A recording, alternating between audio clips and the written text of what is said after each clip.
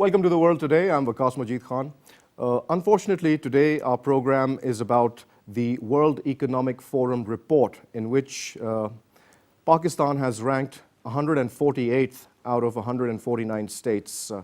We're going to talk about this issue, and that is gender equality. It is the worst situation in Pakistan, and we are just above Yemen, which says a lot about our state of affairs. To talk about it, I'd like to introduce my guests in the studio. Joining me for the conversation today, first of all, we have Fauzia Saeed Saiba with us. Joining her, we have Farzana Bari Saiba and Durre Mehmood. All of them are human rights and social activists. Thank you very much for being here. Ma'am, very dismal news. Do you agree with this perception by the report that it shows Pakistan being 148th out of all the countries in the world and just above Yemen? Is that a fair assessment in your opinion? Well, if we are lower than Saudi Arabia and Iran, it is difficult to believe. And I do believe that there is a political angling to this whole scenario. But the fact remains that we are very low. I mean, that is not a justification to think that everything is okay. This is not a surprising news for me, because we have had other reports. This is the third one from them, and then there have been other gender. One is called GEM and one is called GAD and all. These measures also show Pakistan in the last 5 range, which is very bad. And people have heard this again and again every year, and there is a shock. And then there are some tweets, and there are some statements, and then life goes on. So it is very disappointing that it doesn't shock enough. It doesn't shock enough for the parliamentarians, for the policymakers to actually shift around, do something about it. And I hope that we will have a good, fruitful discussion today about it. Or to wake up and smell the coffee, as they say. Madam Farzana, you've been working in the development sector, in the human rights as well. What do you think are the main issues? What is the reason why we are ranked so low, so dismal, our performances in gender equality in the world? What would you attribute it to? Basically, I think if you look at these indices, they take few indicators. Like, for example, they'll take the indicator of health, education, economic, labor force participation of women, political participation, so on and so forth. So, if you look at that, perspective, Pakistan is not actually. We are progressing very slowly. And I think we have, in terms of violence against women, I think Pakistan is doing quite badly. And particularly when you look at, for example, when you talk about health, maternal mortality death rate in Pakistan is, is one of the highest in the region. We're still losing almost 260 women per 100,000 live births. So, I think the reason being generally, of course, the women's status is very much linked with the general, overall status, socioeconomic development of a society. And if you look at Pakistan, it gives you because we have a very uneven development. For example, when you go to urban Pakistan, like Lahore, Karachi, Islamabad, you can compare with any developed countries, capital cities or big cities. But Pakistan is a very big country. We are country of a more than 200 million population. So when you look at, for example, the underdeveloped areas, which are quite massive, like Balochistan and Fatah and interior Sindh and South Punjab. So I think the disparity in terms of geographical, separate of poverty and gender inequalities, that is great. The reason being, as I said, that we are not a small country. Yes, there are a certain class of women who are excelling, who are getting more and more opportunities, particularly women from the, upper middle class or urban, living in urban centers. I feel that definitely, spaces are opening up for them, and women are also excelling almost in every field. If you look at the, there is no, for example, there is no gender gap in higher education in Pakistan. Isn't that interesting? While while there is a huge gap in terms of literacy rate, and also like primary and secondary level. But when it comes to higher education, then there is no gender gap. And similarly, if you look at, but then that gap does not, like that sort of gender parity in terms of higher education does not get reflected, for example, in our bureaucracy or in our public sector institutions. Only I think in Pakistan 5 or 6 women are who are working in grade 22, which is the highest grade, as secretary. Secretary is not that Pakistani women are not capable. So what I'm saying, like first of all, obviously Pakistan in terms of poverty, in terms of its social development indicator, we are not progressing. I think we are almost on all this SDGs, this sustainable development goals. I think we are going to miss all the targets, or targets of all the goals in any case. So generally speaking, we are not investing in people and in their development. So, and when it comes to women, obviously women are the most sort of a marginalized section within, every marginalized section of the society. And that's every society of the world as well. But we've seen that over the past 100 years or so, women have made major strides in asserting their rights.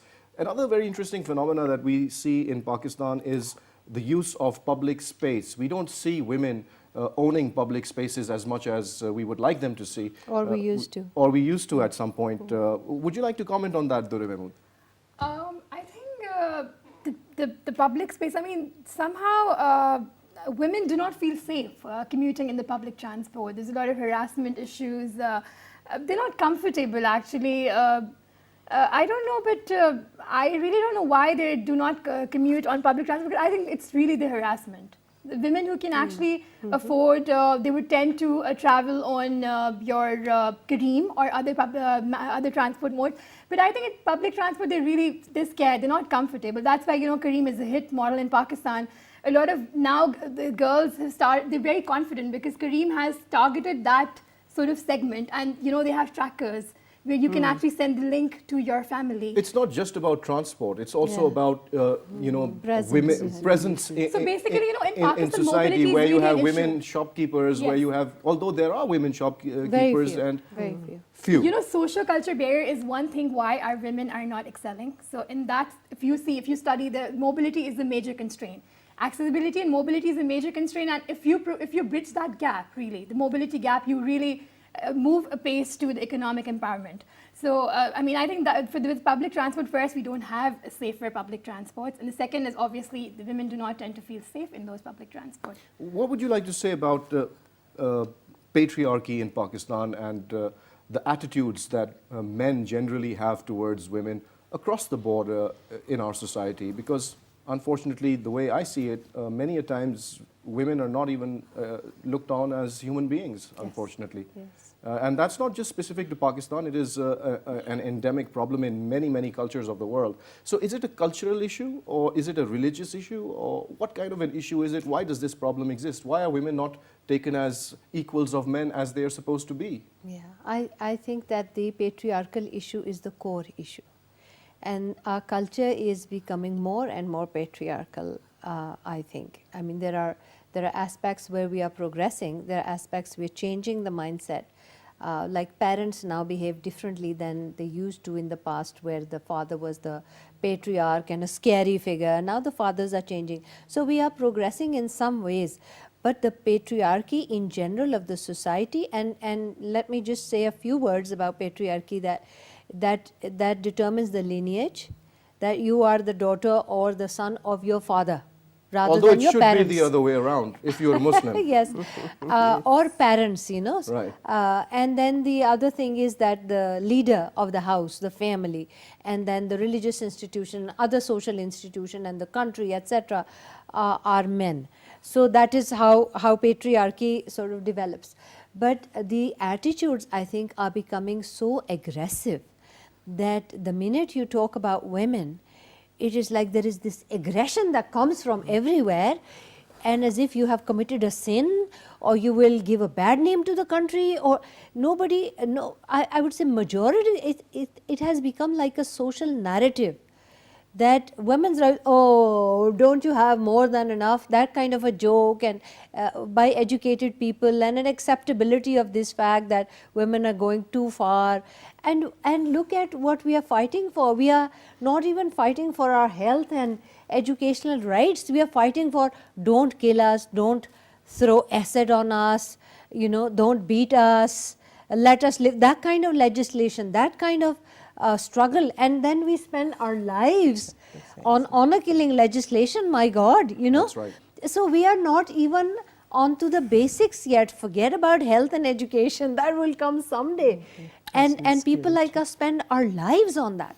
Absolutely true, very unfortunate. I would also like to hear, add what the President of Pakistan, Dr. Arif Alvi, has said. He has expressed deep concern on the plight of Pakistani women. He has said, it is unfortunate that Pakistan stood only second from the bottom in terms of gender equality. But recently we've heard that this government has made a lot of efforts. Even I've heard ads on the radio promoting women's rights, especially the knowledge of their inheritance rights, because that is a major issue where women are deprived of their inheritance by families, and that is also a symptom of patriarchy. But the government is trying to fight it. So don't you think that, considering all the steps that the government is trying to take in order to address the problems that women have in this country, we shouldn't really be placed so far low on that list? Do you think that that's where we belong? Okay, before I answer your question, I just want to add what Dr. Fauzia has already said about patriarchy, and then I'll come to your question. Because, this is a fact that patriarchy is a global phenomena, even in we are living in 21st century, and I think there is not a single country in the world which can truly claim itself as an egalitarian or where there is a complete gender justice, none. Now the issue is why the kind of patriarchy, is articulation, what Dr. Fauzia has already said, where women's fundamental, like their lives are threatened. And I feel that Pakistan, as going back to my earlier, response to your question, because we are a very feudal, tribal and capitalist society. We have all these parallel systems going on. And I think the form of patriarchy in Pakistan is very tribal and feudal in nature. Now, in that kind of patriarchy, often the control over women's sexuality and mobility, what you said, is far more stricter than in capitalist, for example. Capitalist patriarchy would like women to go out of the house, be in the field, working, and the oppression and exploitation takes a different form, We have a very, I think, other form of patriarchy, very rudimentary, absolutely. We're still in the caveman. Precisely. So I think just maybe a they little were better louder. off. Yes. So even the concept of masculinities are very, very decadent. I mean, which is changing in the West. Even in Pakistan, for example, your masculinity is very different than probably the notion of masculinity of a man who's living in Fata or, for example, far-flung area of Balochistan. But that is where the majority are.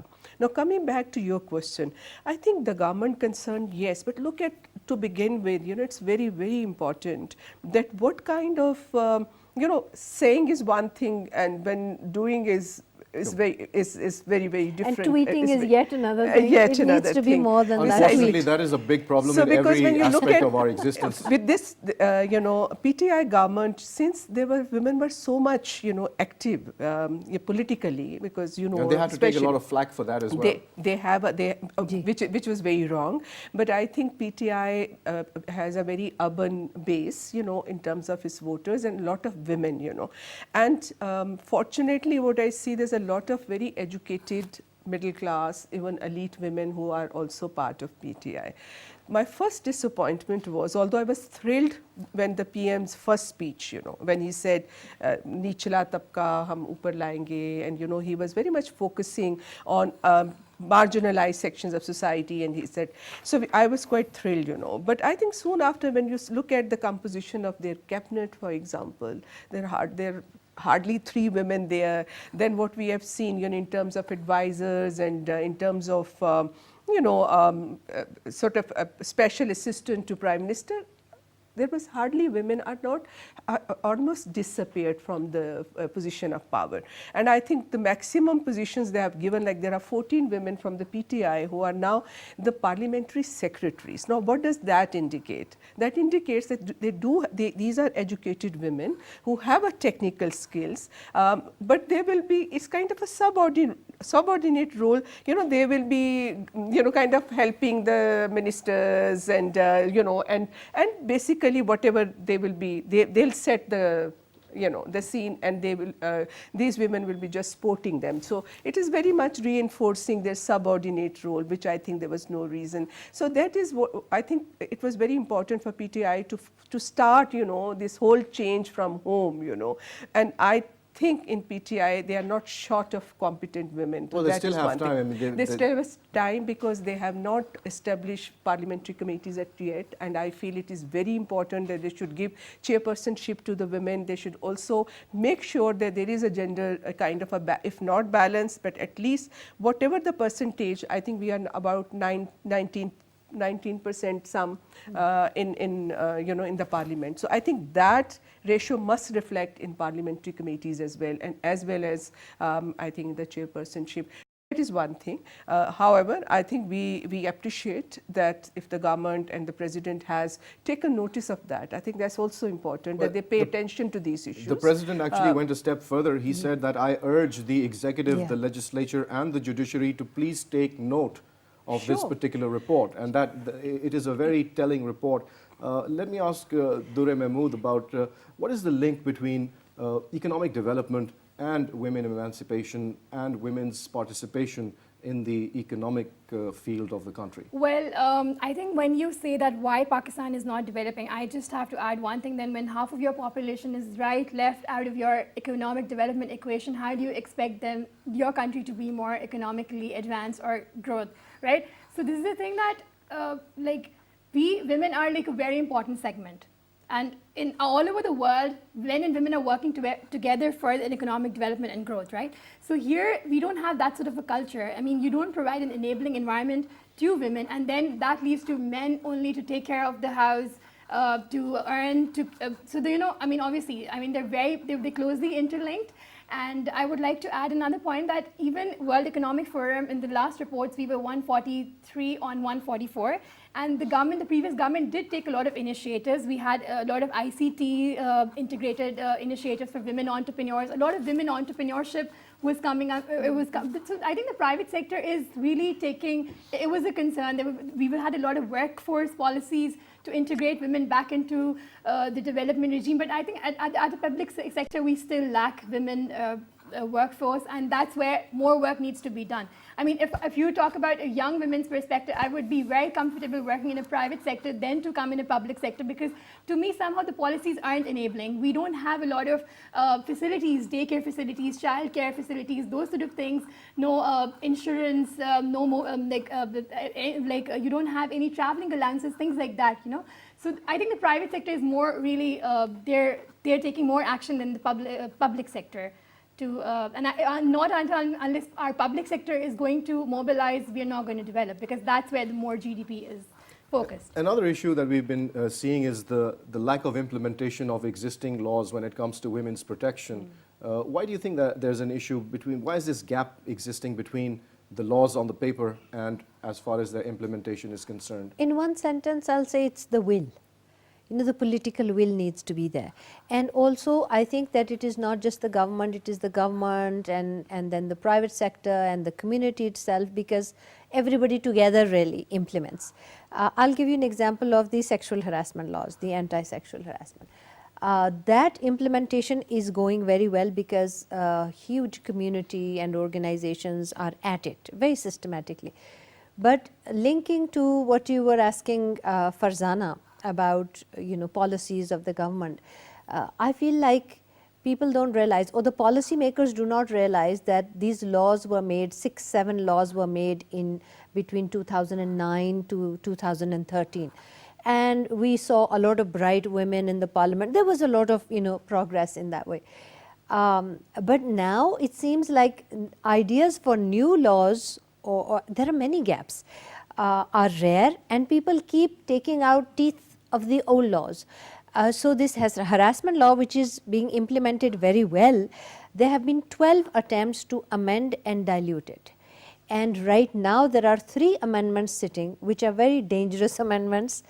And we are getting exhausted protecting the little gain that we made. We are protecting that. That's very unfortunate. So my request, and even to the president, he's a very decent guy, but it needs to be more than a tweet, because I think that this kind of education, I do not know if policymakers do not read and they do not know what kind of damage these amendments will do. And also the damage that will take place when such reports come out on the international scene, and everybody is reading it and we're losing face also. Yeah, they form their opinions about Pakistan when they read such reports, and that is why we have such a negative image in the entire Can I world. clarify one thing also? Please. We are always blamed that whenever we talk about women's rights, they say they're giving bad name to the country. And I think this is what gives bad name to the country. Absolutely, that's what I just said. I'm just saying that Ma'am, we are not. Let's also do a comparison of the other countries in the region.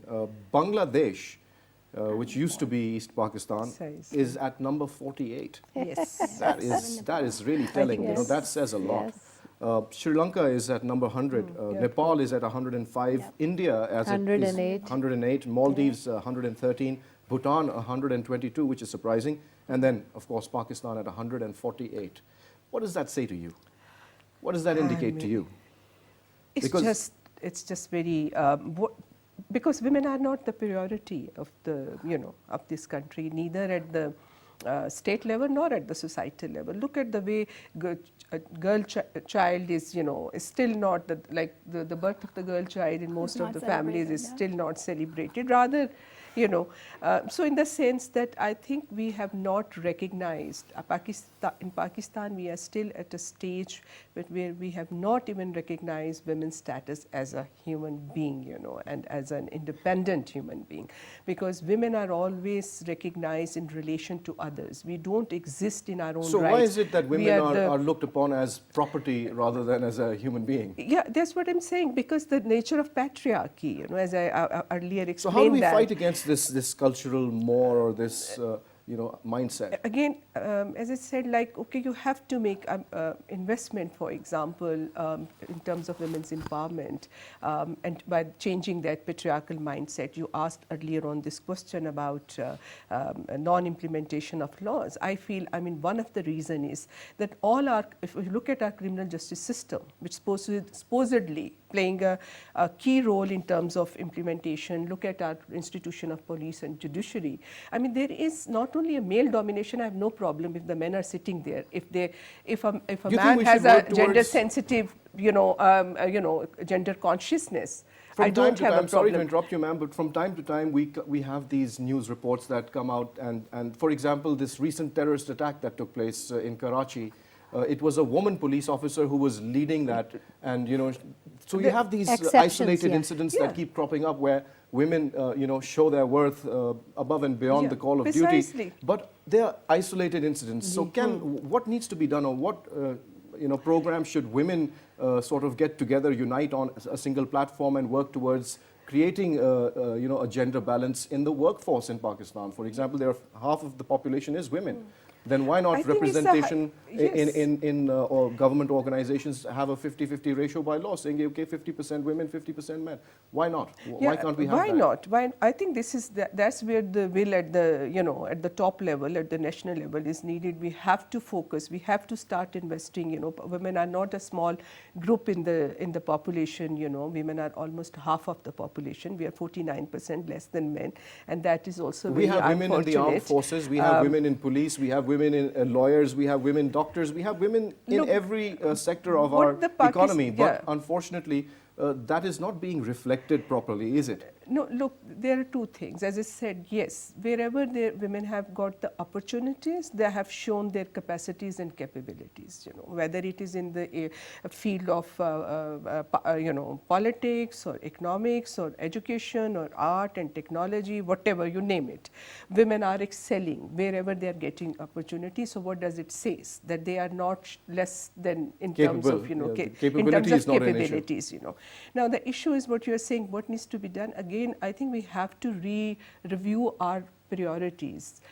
First of all, Pakistan in any case is not, we are spending very little in human development. Yeah, but that's not just women, ma'am. That is across the board, men and women both. That's what I'm saying. That is actually a problem, because it's not only women are being left behind. I mean, if you look at other development indicators, for example, on the development indices, Pakistan is also not doing very well. True. And the reason being that we are not investing in building people's human capital as in terms of social development. Even this government, who talked so much about, I mean, they are also they have made a cut in the development budget. So first of all, I think what we need to do, I think this whole notion of this kind of a concept of nation security state, we have to move towards more of a human development, so we have to focus on the human development, and I think that's the only way forward for Pakistan. And when we are, kind of putting more focus or,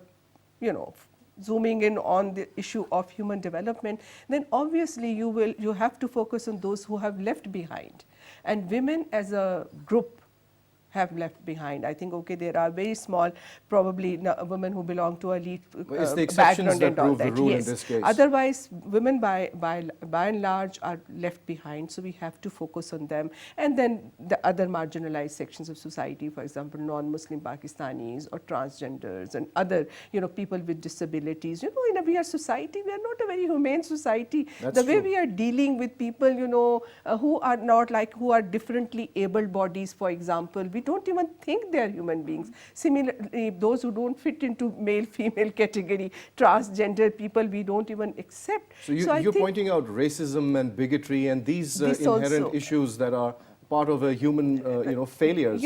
And these things, these kind of biases basically flourish in a society where you don't invest in human capital, where people do not have education, they don't have access to information, they live, in those kind of biases and, that kind of decadent sort of social formation. So we need to really, I think we need a very transformative approach, at the national level, and that is the only way forward, because when we look at this Geneva-based report, ma'am, the criteria that this report is really based upon, the 149 countries that are on this list, the areas that they were talking about in terms of gender gap is education, health, economic opportunity and political empowerment. So on each of these, I would like to share the figures. Pakistan is ranked 146th in economic participation and opportunity category, 139th in educational attainment, 145th in health and survival, and 97th in political empowerment. And that's quite interesting. Gender quota. Yep. And that's because of the because of the thank gender. you for pointing that out. Well, Had we not had a gender quota, 33%, yes. that's rather So unfortunate. I would like to add, if you talk about the research perspective, because I've been very closely working with gender and then academia. So you see the women are excelling. When you talk about academia, you see women toppers, doctors, engineers. You said that. But what happens when they go in the formal sector? You just think that where are the women? You don't find them. And the reason why is that because we do not provide facilities for them. We don't have daycare opportunities for them. Whenever women has roles, right? They have to play a role. They have to be created a work-life balance, and you don't provide them those flexibilities, right? She should be given opportunities like maternity leaves, things like that. This is what. Well, that comes after you get married. Yeah. So here's my question. You see, when you become a doctor or a lawyer or an engineer or whatever else, at the end of the day, the parents are most concerned about you being married. Yes. And that is the entire role of a woman that has been structured Propagated, within our society, that yes. the woman is just supposed to get married, produce kids, cook food, and that's her job. That's her role in by society. the time she reaches how are we that going age, to how are we going to change this this idea, this concept, this attitude that is the entire role and existence of a woman, to take care of the kids, to produce them and raise them and cook food. Yeah, awareness That is is very the end of important. it. Yeah, the awareness is very important. But then you see there are a lot of back to work sort of programs that a lot of other countries are doing. After you get married, there are back to work sort of programs for these women, and they give them specific opportunities. Well, they give maternity leave even to yes, the to the men. paternity leave, Yeah. right? So, you know, So, I those mean, sort of we're not things. talking about Yeah. developed Yeah. countries right now. We're talking about what are the I issues think- within our own attitudes, I how want can to we add, change them? I want to add to our discussion that 22nd of December is the Working Women Day for Pakistan. Oh, we didn't And- even know that. Yes. Okay, great. Initially, there used to be But full every day day is a transfer. Working Women's Day, isn't No, it? it is important to, I think, either acknowledge or raise the issues. This is just to acknowledge, to bring importance to this fact that there are women working and what are the issues. Like she said, harassment has been identified as one of the bigger issues. Mobility has been identified as an issue. In different cities, there will be programs, there will be gatherings, and PTV should do that. Through this program, I want to pay tribute to all the working women and their courage and what they face every day and the kind of struggle that they go through. It is easy to say there are a few women fighter jet pilots or a few women engineers, They but come they from know. privileged backgrounds. But they do struggle every day. Even though. They do struggle every day, and I think it is women who, like, if there are cracks and the water gushes out, you know, that is how we operate. A little bit of opportunity, and then we try and do our best. But my God, the resistance over the years, I have seen the resistance growing. However, we do have very good examples also where people just, you know, everyday people, not necessarily who are women's rights activists or human rights activists, people do comply and they do want to help out because they have daughters and they want life to be better for daughters and for themselves also. So there are examples. I think we can build on those examples. I think that if we divide the indicators by provinces, it'll be great to have the muqabla, you know, and say, "Ki acha, which province?" Because now after devolution, now that almost different provinces are ruled by different parties, it'll be great to say, okay, here are the women indicators, and we are going to see. Just highlighting on media would Indeed, be great. that's a great idea, ma'am.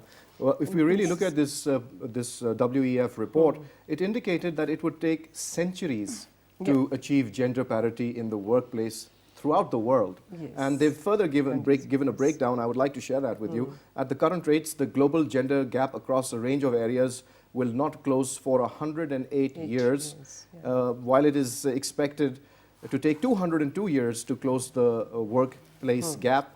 And after years of advances in education, health and political representation, women registered setbacks in all three areas this year. That's So right. what you're just saying is very true, that despite all the work that has gone on previously for women to regain some space in society, it hasn't been really good for them this last year.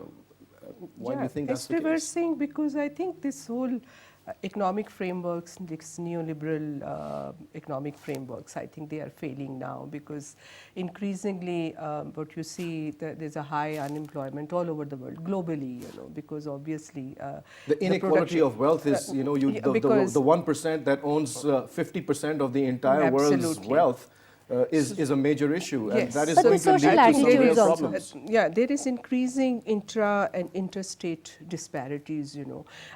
So I think the people, by and large, you know, in everywhere, not only in Pakistan, they are losing, you know. They are at the, you know, sort of at the end where they are just there. Short end of the stick, Yes, as they say. absolutely. And I think the state, welfare state, for example, even the West is shrinking.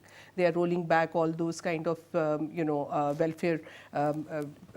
We saw a backlash of that in France recently. Yes, absolutely. So what you see, because I think it's because of the concentration of wealth which is happening, you know, and these are the big business. I think this is in a way, we are living in a world today where the nation state is dead. Basically, I think we are living in a nation state, but actually there are the business multi corporations which are running globally the world. If you look at the policies and all that, that is one thing. I think that is the larger context where everybody, the people who are actually producing wealth all over the world, they are the one who are increasingly becoming more and more poorer, and their whatever they gained of the labor rights and all that over the years, I think you see that they are on the back foot now, because those things are being taken slowly one after another. So that is the a global sort of global scenario. I think coming to Pakistan, as you said, this is an average. They have averaged out, on 190 countries. According to this report, ma'am, yeah, the Western European countries could close their gender gaps within 61 years.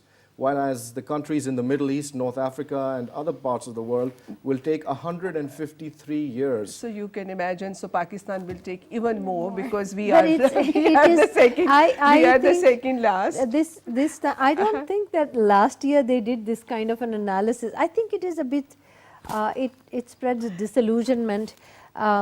Because I always see progress in relation to where we are and then celebrating how much we achieve, because saying this almost kind of makes you relax that okay, fine, it is not going to happen. So I wouldn't want to propagate this kind of a scenario where you say in 2 centuries. I think that there should be targets for ourselves also in addition to the gender global measures. I don't think the world will last 2 centuries if we're talking about climate change and the other issues that we're confronting. No, in this sense, women's rights is going to be way back, once we confront there is climate change. always a priority. Believe me, whenever we are lobbying for something, there is always a priority. We're never a priority. But I think the pace is too slow. I feel we are very frustrated. At least I don't see that in my own lifetime, that the kind of progress, the kind of society I would like to leave behind for my children or younger generation of my own daughters or younger generation people like you. I think we haven't made that much progress. Women have been fighting, and I think one of the thing is that we did not have state on board, and we do not have even the men supporting us, because if you look at there are, even in the region, there are men's movement which are also feminist movements of men, and men are also very actively working towards like ending fighting against violence against women and other issues. I feel in Pakistan you hardly see there are a few very small groups which are working like white ribbon campaign and all that. And then Pakistani men against rape this year, it's just a few men, and I know they are hardly, I can count those men on my fingers now.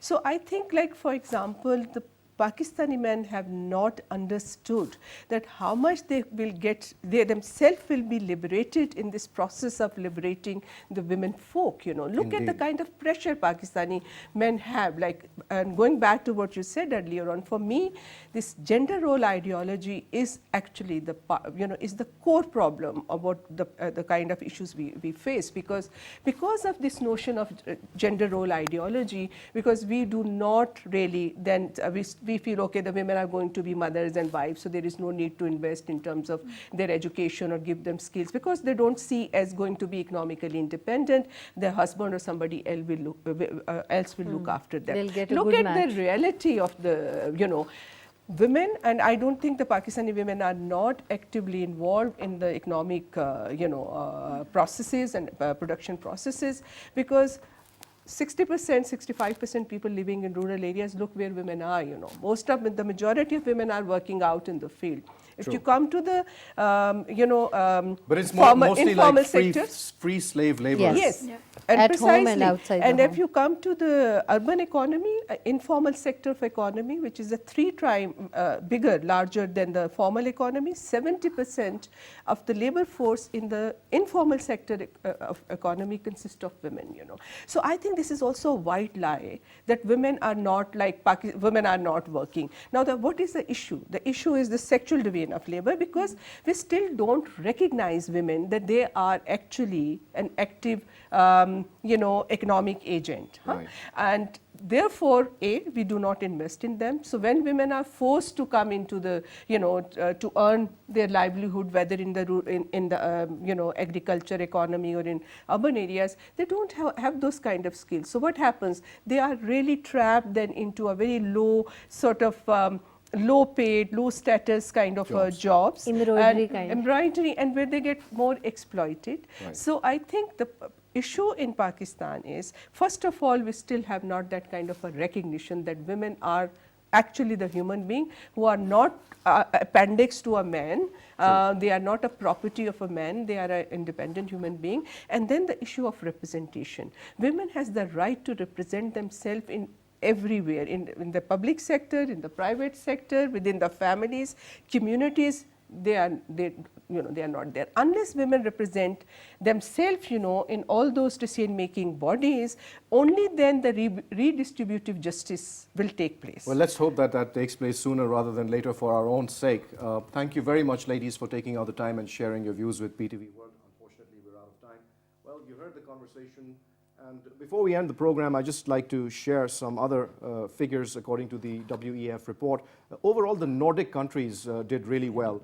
Norway, Sweden, Finland, that's the place to go, really, for women. And other than that, the leading economies of the world, France fared the best, with Germany in second place, with Britain and Canada third and fourth. But interestingly, the United States has continued its decline, slipping 2 places to 51st with the report, in particular blaming a decrease in gender parity in ministerial level positions. So that's food for thought for you. On that note, goodbye.